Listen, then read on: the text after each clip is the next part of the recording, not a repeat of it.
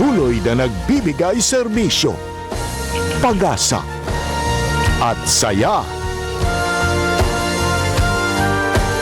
GMA Regional TV, kapuso ng bawat Pilipino.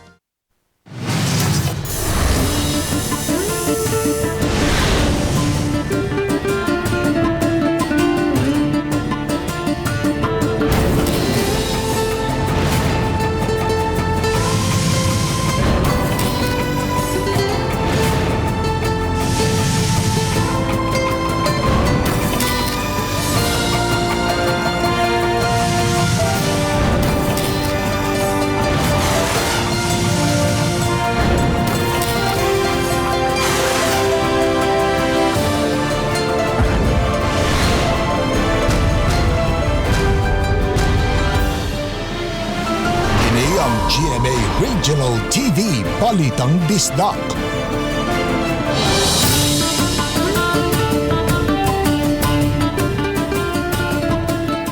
Mayong hapon, kining inyong GMA Regional TV, Balitang Bisdak. Ang bugtong kasaligan, kasandigan o kanangpan sa mga Bisaya. Ako si Bobby Nalsal. Nga maghatod sa labing dako og mga nagunang balita nga mahinungdanon sa Central ug Eastern Visayas. Ako si Alan Domingo. Ako si Cecil Kibod Castro, live sa GMA Complex sa Dakbayan sa Subo. Cebu City North District Congressman Raul Dirmal mitaliwa na sa laing kalibutan sa edad nga 79 anyos samtang na-admit sa balanan dito sa kauluhan. Nasayran nga bisan og naka-confine si Dirmal sa ospital kanunay siyang mutambong sa virtual session sa Kongreso.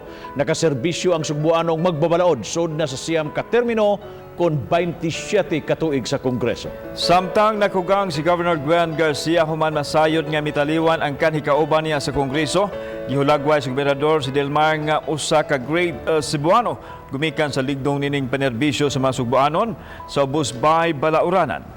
Matod ni ini nga perfect attendance kanunay si Delmar sa mga sesyon ug huwaton gayud ni ini nga ma-adjourn ang session.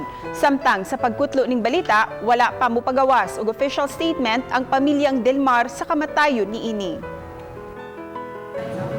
Oh, my sincerest condolences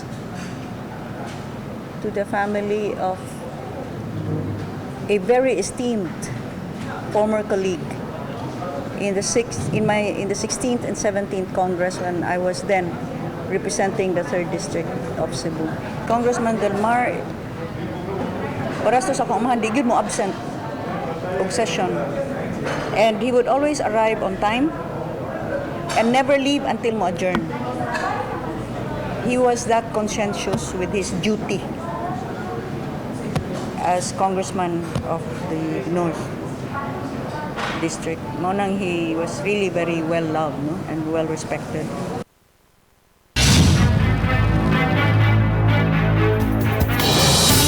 O sa kasunog ang miulbo sa Basak, Lapu-Lapu City, kulbahinam ang pagpagkumpati sa kayo kay lakip sa gilamoy nga pangpanimay ang tapad mismo nga usa ka gasoline station. Si Luan Mirordina sa report.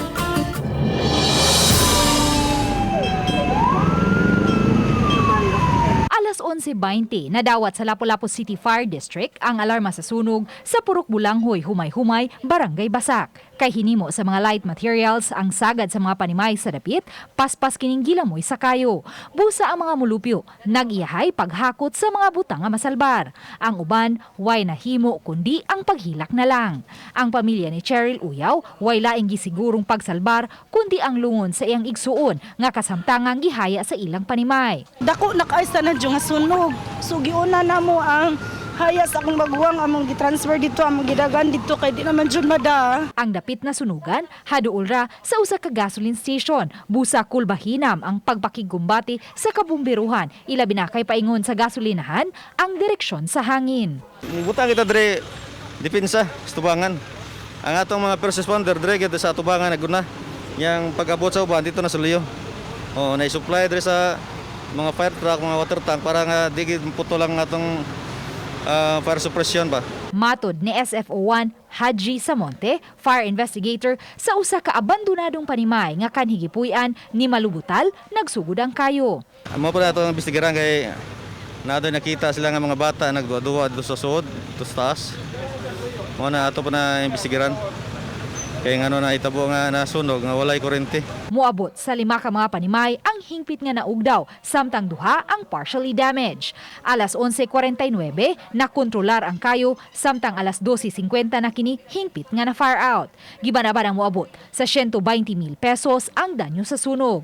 Si Lapu-Lapu City Mayor Jonard Ahong Chan, kinsa misusi sa dapit na sunugan, misaad nga gawa sa pagkaon, muhatag usab og financial assistance ang lokal nga hagamhanan sa mga nasunugan.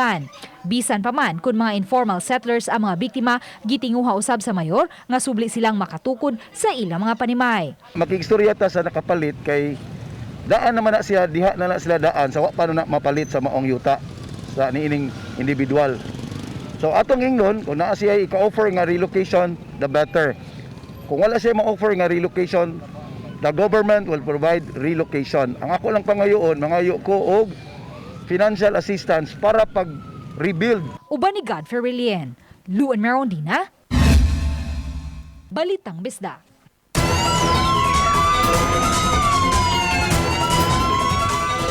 Walo ka suspitsadong drugista na sikop sa sunod-sunod nga anti-drug operation sa kapulisan sa Dakbayan sa Talisay kagabi o kaganinang kadlawon. Ang report ni Femery Dumabong. Ang 8 nadakpan sa 5 ka managlayang bypass operation, diin nasakmit ang 46 ka mga gagmayng pinakiti sa gituhang Shabu. Mobalor tanan og kapin sa 22,000 pesos ang nasakmit nga illegal nga drugas. Mato di Police Major Gerard A. Espilari, hepe sa Talisay City Police Station, nga sub-sub nga anti-drug operation ang ilang gihimo aron wa gyoy organized drug group nga mamugna sa Dakbayan sa Talisay. Ang mga dinakpan gikonsiderar nga street level individual. Most of them belong to the same drug ring, but the others during the interview atong nakita nga nagduwa po sila. Dugang ni Pilari nga sagad sa mga dinakpan kani adto manggamitay apan karon mamaligya ay nausab og nadili nga drugas. Apan sa Dakbayan sa Sugbo o silingang syudad na malit. Wa may giila nga mga dagkong drug personality sa Talisay City apan nagpadayon ang intelligence monitoring sa kapulisan sa posibleng nipuli sa mga personalidad. Monitoring, there is no organized drug syndicate in Talisay.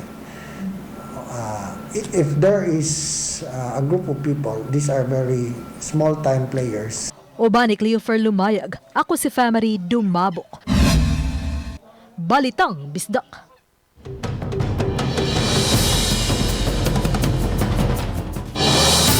Lima ka mga establishmento sa Dakbayan sa Sugbo gipaubos sa segmental lockdown tungod sa kaso sa COVID. Samtang mga tagdumala og birthing center gipatawag sa IATF Cebu human masuta nga dunay nahitabong transmission sa COVID sa mga paanakan.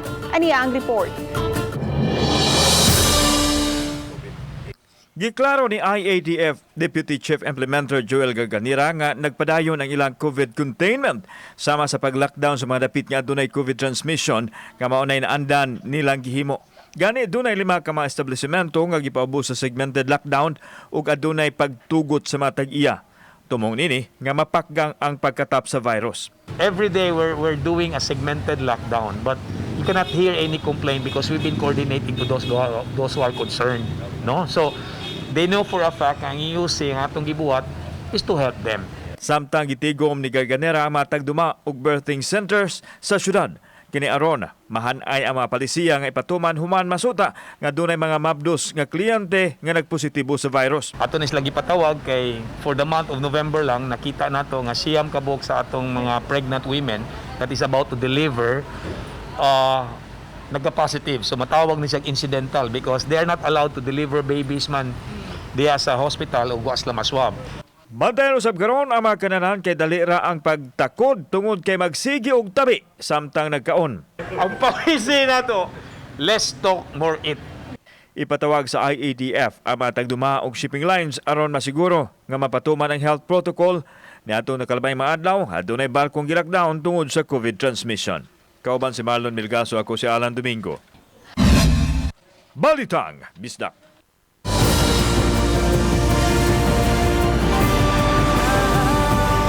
Kini ang GMA Regional TV Balitang Bisdak.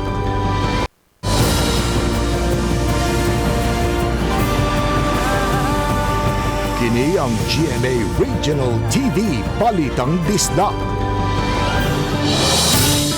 Bisan kung kagahapon na naggasugod ang pagbalik sa load clearing operation nga mando sa DILG, dakbayan sa Talisay mihatag una og higayon sa mga tag-iyag mga struktura nga nakaali sa mga sidewalk aron voluntaryong mamungkag og mosibog sa ilang lugar.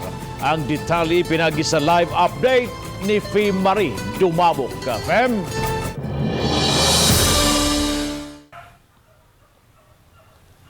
Babwa una kumpiskaha og nihimo pagpaguba sa mga struktura diha sa mga sidewalk ang clearing operation kon clearing team sa dakbayan sa Talisay kay ang mga barangay opisyal ang nihimo una og personal nga paghangyo ngadto sa mga nakalapas. Ano dyan napita ba? Dili na siya paparkingan kay nanaman tayo mga tanod nga kuan dipitay sa City Puda. Kini mga taxi nga naglumbay pagpark sa kilid sa daan diin ang katunga sa usa ka lane na alihan na gibuyag sa konsehal sa barangay. Gipangbuyag usab ang uban pang pribadong sakyanan. Susaman lang ni ining sakyanan o sa kapribadong sakyanan nga nakapark sa usa gyud ka lane dinhi sa sudlunon nga bahin sa barangay San Roque sa dakbayan sa Talisay, hinungdan nga ang kining pikas nga lane na lang ang magamit. Hinungdan nga gibuyag sila sa mga konsehal nining barangay. Apil sa gisita ang tag-iya ni ining extension sa tindahan. Kini ang gibuhat sa mga barangay opisyal uban na ang mga barangay tanod sa barangay San Roque dakbayan sa Talisay sugod sa niaging semana pa. Pulautan siya kay nasuot man siya sa 1.5. Na hasta na kare ng mga taxi. Gipasabot sa kapitan nga by face ang ilang pagpahibalo ug pagpasabot aron dili mo resulta sa kagubot. Limpyo na to mga building nga na structure nga nakuha dito. Ana gipangguba na namo. Karon pag kuman ni mingo-mingo ng pandemic, balik na sa Namalig gyud sila ka. primero ako lang sa pag namalig yun pero pasag na lang ako nangibuhi sa taon sa sila igikuan kanang wala gipangitaan. Pipila sa mga tag-iyag struktura ang gipakigtagbuan netong Biyernes, lakip na niining manindahay og prutas. Ano irog dayon mayroon. Pangunyohan, palo lang. Palo lang ni ma'am, palo. Ay ngano din ma'am? Ay mao man mando sa kanang atong gobyerno man. Usa lang sa 22 ka barangay sa Talisay City ang San Roque nga hangtod ron nagrekorida labot sa clearing operation. Matod ni Edwin Nerves, ang pangulo sa Talisay City anti-vending team, nga 80% na silang nahuman sa info dissemination sa tibuok syudad. Ning balaura nagkasabihang maapektahan ba. Pero sa akong pag-speaker nila nakasabot agad sila. Pero di so gusto nga mo kumpiyansa ta kay lahi meron panahon na. Bab, nagpaabot lang ang clearing team sa mga kungo signal sa mga barangay opisyal kung kuno sa himuon ang pagpangkumpiska o pagpangguba sa mga struktura kung pabilin, kung padayon nga magmagahi ang mga tag-iya diha sa pagtuman sa kamanduan. Ang lokal nga kagamhanan ng gitagaan sa DILG ug kutob iniro 15 sa sunod tuig alang sa pagkumplay sa maong kamanduan una himuon ang laing evaluation. Bab. Dahil salamat, Fee Marie Dumabok sa imong live report. Pipila ka masakop sa Piston, Cebu, uman sa Ama Sugbo, KMU, milusad og hamubong protesta tubangan sa Department of Agriculture. Si Chelo Valiana sa report. Panawagan! Kaunta! Ibalik na sa local government unit ang mga gobyerno natong mga sakyanan.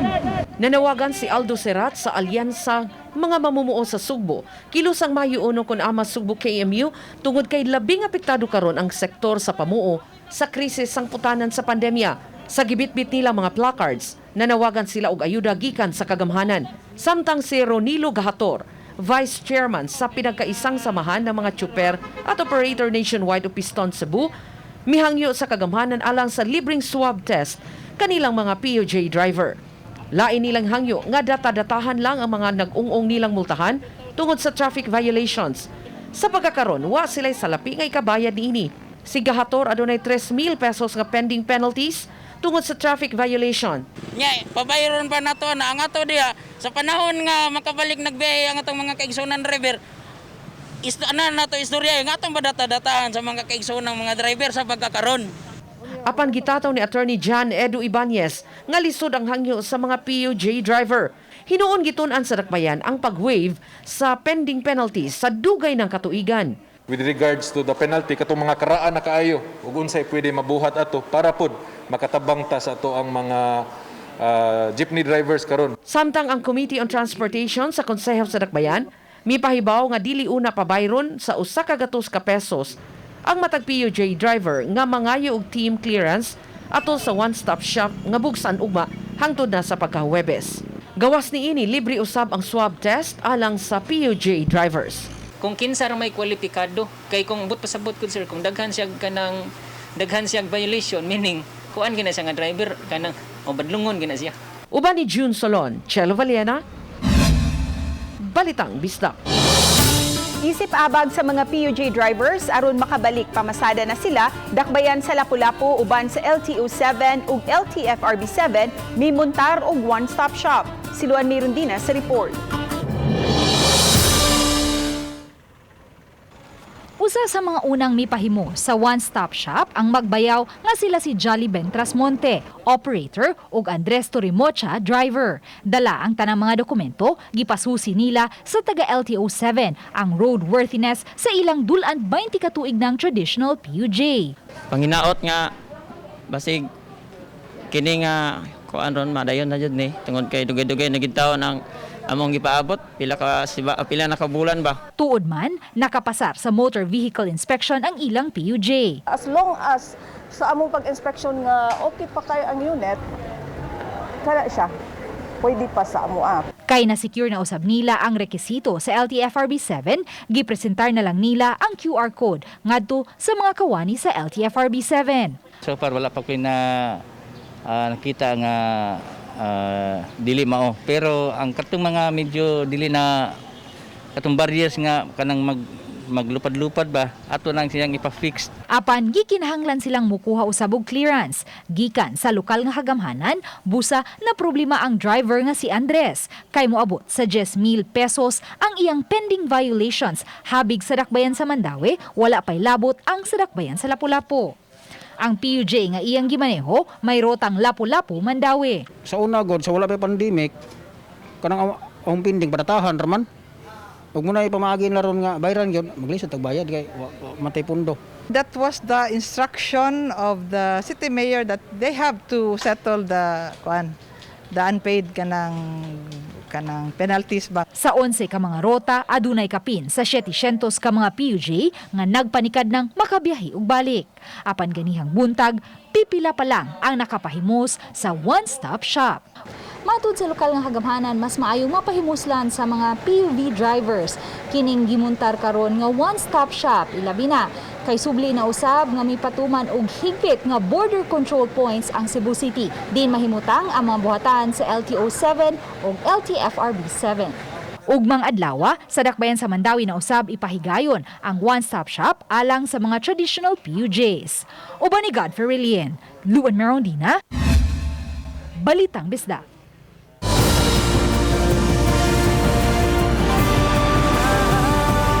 Kini ang GMA Regional TV Balitang Bisdak.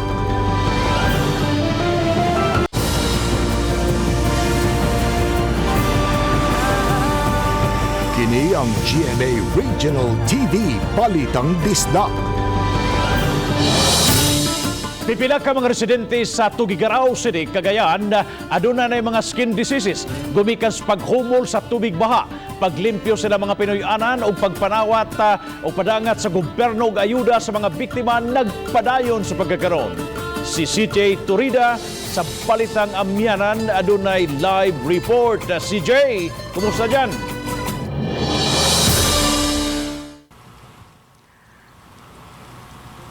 Baba, ilang araw matapos ang delubyo sa baha, pilit pa rin nagpapakatatag ang mga residente kumakapit sa Panginoon sa kanilang pagbangon. Dahil sa ilang araw na pagkakalubog sa baha, tinamaan na ng alipunga ang ilang residente sa Barangay Linao Norte, Tuguegarao City, Cagayan. Sana raw mabigyan din sila ng gamot bukod sa ayudang pagkain at tubig. Bakit po nakasupot yung paa nyo, Nay? May alipunga! Alipunga na! Kailangan nyo ng gamot? Siyempre, sir, yung mga tao rin. Kasi dyan, tingnan mo, papilay-pilay na sila, sir.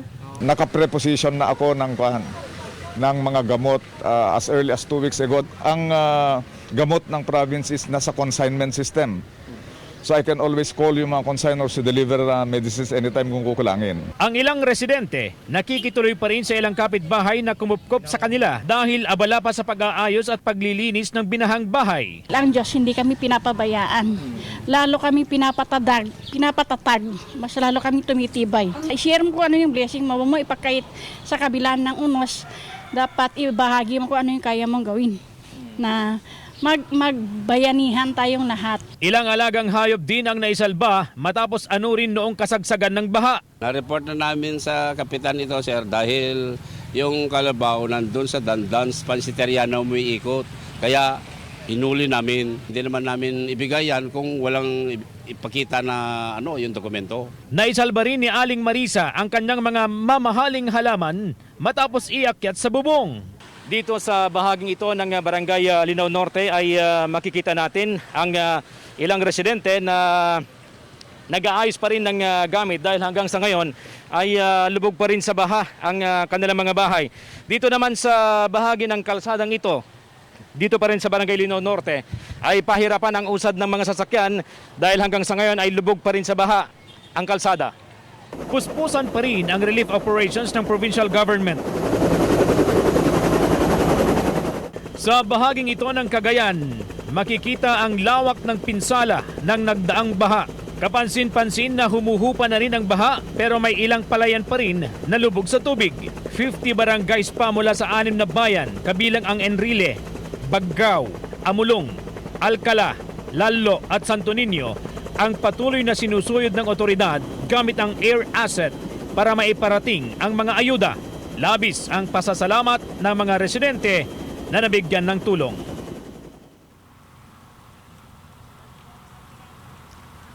Samantala sa buong maghapon ay maaliwalas ang panahon, isang hudyat ng bagong pag-asa para sa mga Cagayano at sa buong probinsya. Bob? CJ, as of this time, nag-uusap tayo, ilang fatalities na and entire dyan sa Cagayan Valley na medyo walang swerte noong nakaraang baha. Based on record ng Provincial Disaster Risk Reduction and Management Office, Bob, 10 fatalities and 1 missing. Yun yung latest na dumating sa tanggapan din ng gobernador ng Lalawigan na si Governor Manuel Mamba. Mariba, noong na-feature mo kanina na yung isang area doon na Barangay Linao ba yun na lubog pa rin sa tubig baha. Mga ibang mga areas dyan medyo clear na o humupa na yung tubig, CJ? Yes, yun ay bahagi lamang ng Tuguegarao City, Bob. Pero yung pinupuntahan ng mga air asset upang maghatid ng mga ayuda ay 50 barangays from 6 municipalities pa. Yun yung sinusuyod, yun yung hindi mapasok ng mga land transportation. Kaya gumagamit sila ng chopper para ihatid yung tulong sa mga apektadong residente. Maraming salamat, CJ Torrida ng Balitang Amyanan live mula sa Tuguegarao City, Cagayan.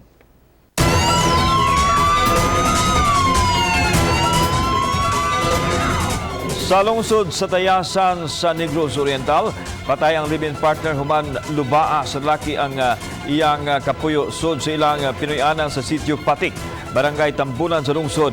Nabugtuan sa kinabuhi ang biktima si Grace Boynaventura human dunggab siyang tiyan og dughan sa iyang kapuyo.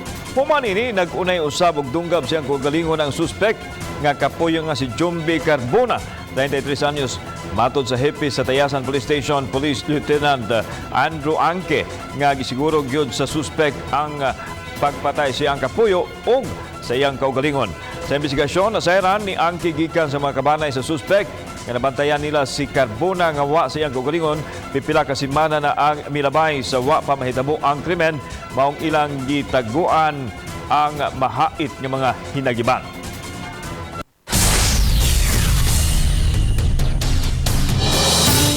Bisan sa panahon sa pandemya, padayon ang panikay-sikay sa kadaghanan sa ilang panginabuhian. Sa usa ka sitio sa Subang Dako, Mandawi, daghang mga pamilya ang nabisi karon paggama og mga brush nga gamit panglaba. Ang report ni Nico Sereno. Sa sudlunon nga bahin sa sitio Lower Matimco, Barangay Subang Dako, nakadapit sa among pagtagad kini mga ginang nga busy sa ilang panginabuhian.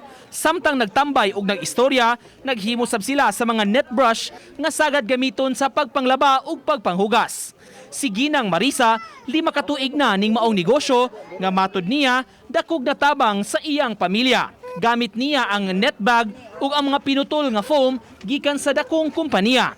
Nylon ug aguha o kining frame gikan sa payong ang iyang gamit pangtahi ug pagporma sa brush. Kun siya lang, moabot sa 50 ka dosena ang magama kada adlaw. Ari-ani ra naglingkod-lingkod mi. Nagsigiglihok ang kamot, di nagi mahuman. Ako dyan yung si katabang sir, kaya inig maka-deliver mi, makapait mig bugas, panudan, kabayad pas utang.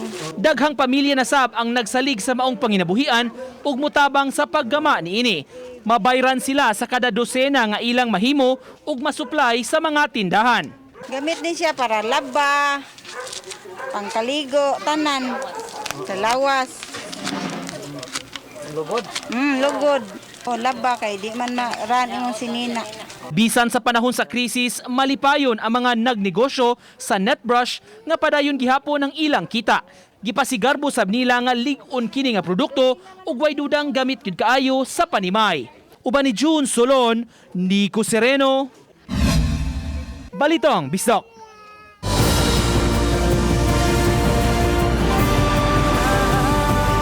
Kini ang GMA Regional TV Balitang Disdak.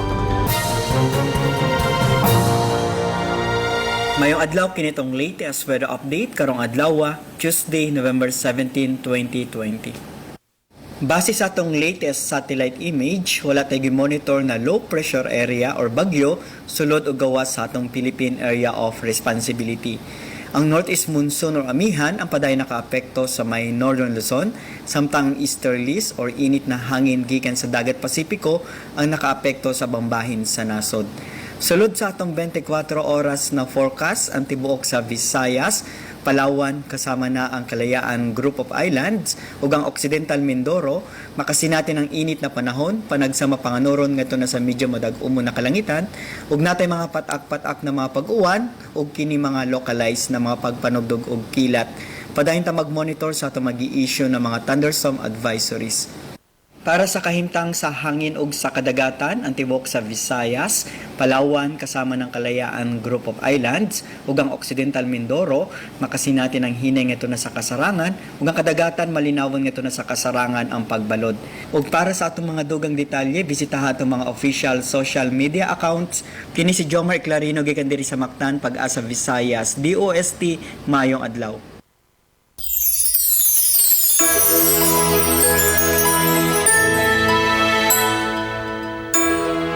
Bisan sa atong kalisdanan nga gisagubang karon alang natong mga Pilipino, dili gud kapugngan ang pagsaulog sa Pasko. Busa gilusad na sa inyong Kapuso Station ang Christmas Station ID 2020. Diin lakip sab sa nakigduyog ang inyong mga Kapuso anchors ug host sa mga programa sa GMA Regional TV.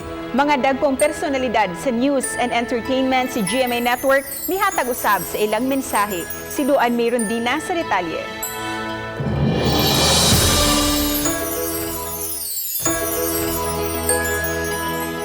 Gilusad kagabi ang giatangan matag tuig nga Christmas Station ID sa inyong kapusong istasyon. Ning tuiga ang kanta Dunay Titulong Isang Puso Ngayong Pasko o gi-perform sa mga banggiitang kapusong artist sa GMA Music.